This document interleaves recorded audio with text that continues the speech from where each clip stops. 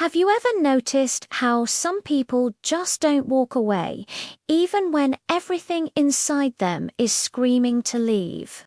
They stay, they explain, they forgive, again and again. From the outside, it might look like weakness or even a lack of self-respect. But what if I told you that sometimes staying isn't really a choice? What if it's a deep-seated psychological wound playing out? Let's imagine someone, we'll call her Sarah. Sarah didn't fall in love all at once. It happened slowly, almost imperceptibly. First, it was the attention she received, something she rarely got. Then came this profound sense of being understood.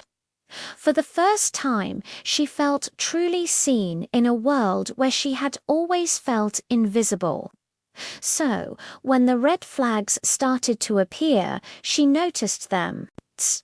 She really did. She saw the inconsistencies, the subtle put-downs, but she ignored them. Not because she was stupid or blind to the truth. It was because her brain had already learned a very dangerous lesson, long before this relationship ever began. Psychology tells us something that can be uncomfortable to hear. We don't always chase love. More often than not, we chase familiarity. Think about it.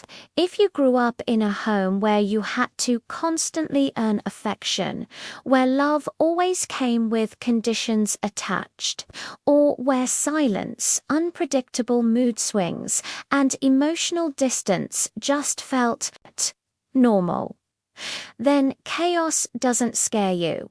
It feels like home. So when a partner pulls away, your nervous system doesn't scream, "Run." Instead, it whispers, "Try harder." You've done this before. This is crucial to understand. Red flags don't always look like shouting matches or obvious danger. Sometimes they look like emotional distance. They look like hot and cold behavior. They look like intense affection followed by sudden, unexplained withdrawal. And for someone who has been emotionally conditioned to this kind of inconsistency, that pattern doesn't trigger an alarm, it creates attachment. Your brain gets a hit of dopamine during the good times, the highs, and it's flooded with the stress hormone cortisol during the bad times, the lows. Over time, you become neurologically bonded to that cycle of ups and downs. This is trauma bonding. This is exactly why leaving feels physically painful. It's why logic and all the well-meaning advice from friends just doesn't work. You can have a list of all the reasons you should leave, but your body is fighting against you. It's not a matter of love anymore. It's about survival psychology. Your brain has mistaken this roller coaster for the safety and connection it craves. Inside the mind of someone in this situation, there's a quiet, relentless voice. It whispers things like, "Maybe I'm asking for too much," or "Maybe if I'm just a little more patient, things will get better."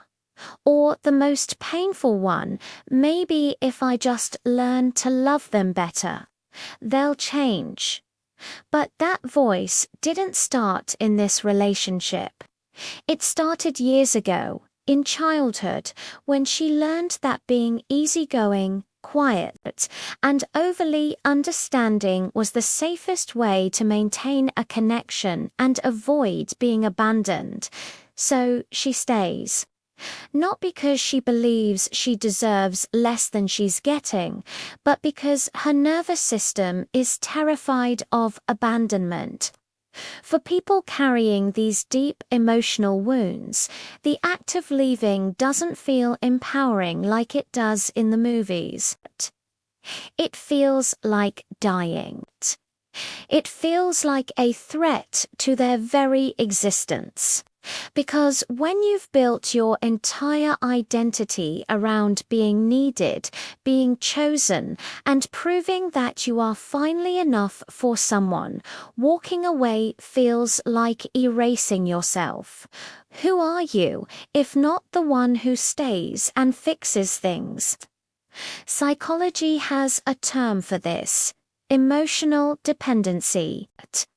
But underneath that clinical label is something far more human and raw.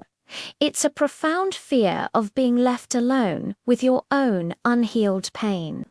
It's the terror of facing the original wound without the distraction of the current crisis. And this is the most important part of the whole story. Healing doesn't begin the moment the relationship ends. It begins the moment she finally understands. I wasn't weak. I was wounded. And wounded people don't need judgment from others, and especially not from themselves. They need safety. They need time. They need to slowly, gently reteach their nervous system that real love doesn't hurt. That it doesn't confuse you or make you feel like you're constantly on trial. That love is consistent and it doesn't just disappear. If this story felt personal to you, if it resonated in a way that made you a little uncomfortable, it's because your brain recognized itself. Your experiences are valid. And if no one has ever told you this before, please hear it now. You were not broken.